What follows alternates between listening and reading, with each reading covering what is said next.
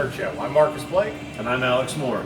This is the show where we give you honest movie reviews or TV reviews over good beer and whiskey. So, tonight we had the pleasure of seeing the movie Bad Boys for Life. This is kind of like a 25-year journey for people like us, you know, that saw the original in theaters when we were younger. So I'm going to start out with this. I honestly didn't think this movie needed to be made. I just didn't see any reason why to bring these two back for a movie. I'm glad I was wrong, because I really actually enjoyed this movie more than I thought I was going to.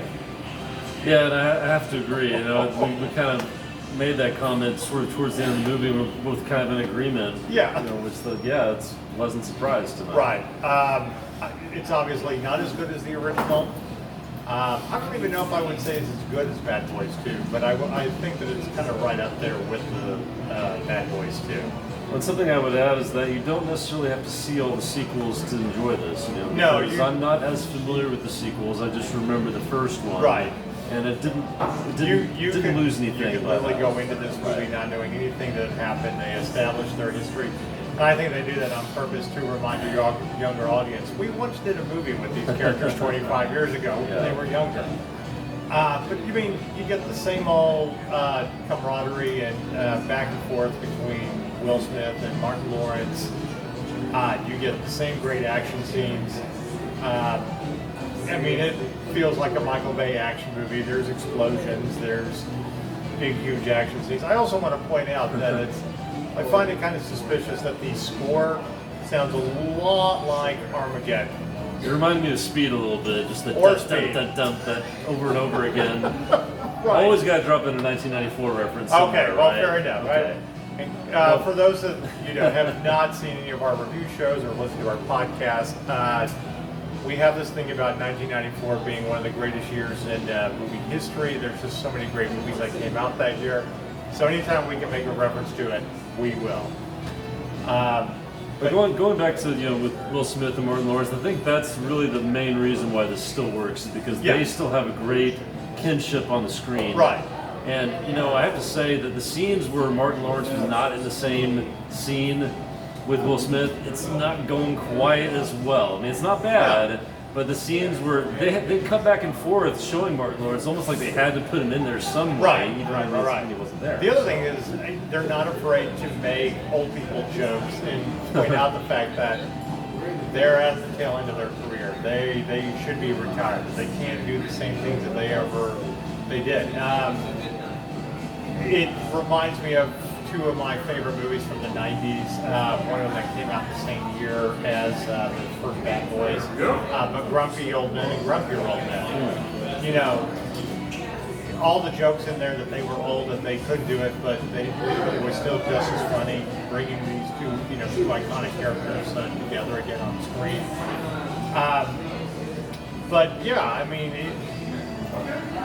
From an action movie standpoint, it works. It's hilarious. It's got a lot of great one-liners. Yeah.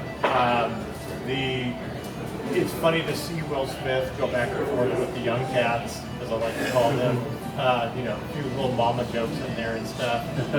As for the plot of this movie, it's actually a better plot than I thought it was going to be.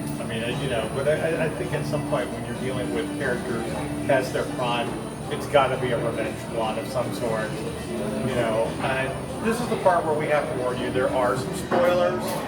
We're going to have a couple, but the last year or so must be the year where we have to remind people that Will Smith is in his 50s and has children that are almost grown.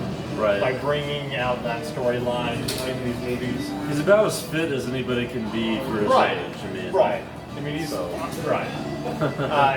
It's hard to imagine that he is in his 50s and that he is kind of an old man, but it's also hard to imagine that, I guess he could have an adult son and stuff. But it does kind of come full circle with the main plot. We're not going to give too many things away, but The way he delivers the one-liners, though, I did for some moments in there feel like I was going back to ID4 in 1996. You're right. He was still delivering the lines just like I remember 24 years ago. So, Well, and I think that's a testament to Will Smith that even though he's older now, he's still just as funny. oh yeah. You know, I'm not saying we had a chance to review Gemini Man last year, and it's not a very good movie. It really isn't. But he's good. And, you know, he still pulls off great performances. Okay, even at this point. He's not so past his prime that he can't do that. So, but I have this big argument with Hollywood about trying to make sequels set 25, 30 years after the original. You know, The Force Awakens kind of started that trend where, well, it's okay to bring these characters back 30 years. We want to revisit them. And at some points, it's like you're tapping into our nostalgia, okay, but it really isn't as good, okay. I'm just saying we don't need it. I count maybe a small handful of movies that are working. Rocky 6, it was good, but you also had to make that movie to fix Rocky 5. Blade Runner 2049 I thought was an incredible movie. But we've got even more coming out where 30 years later, let's bring these characters back and it's going to work. Weird thing is that a movie like Blade Runner 2049 doesn't feel like a cash grab. It doesn't feel like they're making this just to make money. It was very different sort of premise and, you know, fit very well into way they the were coming story at. and you know, the same allegory that they had in the original movie. You're right. But I mean, you always get worried when you see a movie like this and bring these two characters back together that it's just one big cash grab and they're not doing a whole lot these days in their careers. So, well, especially Martin Lawrence, and you know, to a degree, it still is a cash grab kind of film, but you know, it was one that I actually found kind of fun. Yeah, I mean, I'm not saying I hope that it does well. You know, right. We've seen just even, you know, like the latest Men in Black that came out last summer was a flop. I was hoping it would do better than it did, but I liked it a little more than most people. Well, did. in that fourth or third Men in Black movie they did or whatever that they probably shouldn't have done, you know, I think that was one big, you know, cash grab. But sometimes you can bring an older cast back together, or at least bring them together to make a really fun movie. There's two movies over the last 20 years that an older cast that just is great.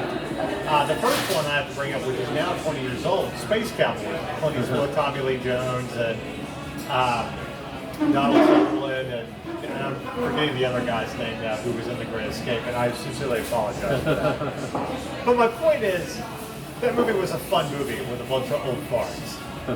The other one was one that came out about 5 years ago called Stand Up Guys with Al Pacino and Alan Arkin and Christopher Walken. You know, about retired, kind of half-retired mob guys doing one last night out, and it worked. So, you know, you always have high hopes for stuff like that, and I feel like Bad Boys for Life really did tap into that. And I think the audience was great. That sometimes it's fun to go to these screenings with an audience to get an idea of what it's going to be like, and they weren't super rowdy and they were laughing at all the right times. It's like the people who were there tonight were people who really like this franchise, and they just knew what to expect and they had a good time. I mean, this is a movie that I think you do kind of have to see in the theater. I'm not saying that you would pay a full price movie ticket to go see it. You know, we always talk about the value of movies. It's a reoccurring theme. You know, with our podcast, you know, how we do reviews. I would very much pay to go see this, you know, at a matinee and enjoy this movie. It's definitely one that I'm going to watch again, and I'm going to laugh. And I really do want to actually watch the trilogy now and put it all back. You know, watch this movie, watch all three movies together, and just see how they really stand up and stuff. I think my favorite part really is just, you know, the old guys schooling the young guys, you know, yelling at them when they're getting the Bad Boys song screwed up. You know, they're doing the wrong lyrics and stuff. So, but yeah, I mean, overall, this is a fun movie. It's not going to win any awards or anything like that. It's just about you having a good time at the theater. And I would even go so far as to say that, you know, I would encourage you that go and give it a chance in a normal theater, because Right. I kind of want to see this movie do something, because normally you would think this movie would be kind of a summer film. They just Right. had to release it at the beginning of the year, so I don't know what their expectations really were, but I'm hoping that it goes You know beyond what? their expectations the way it did for us. You know what it is? I think they wanted to do 2020 so they could officially say that it's 25 years since the original movie, and start the year off right. And I got to admit, I mean, we've seen, you know, 2 movies so far.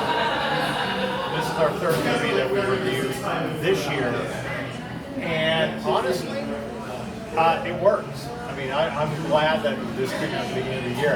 It sets a very good tone for 2020. So,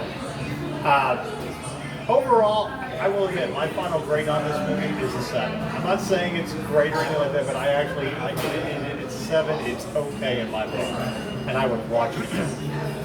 I'm sort of teetering on a 7, but it's the very beginning of the year, so I feel like Really, you gotta be the super critical here. I have to pull back a little bit. So Like we can't give it just an okay grade.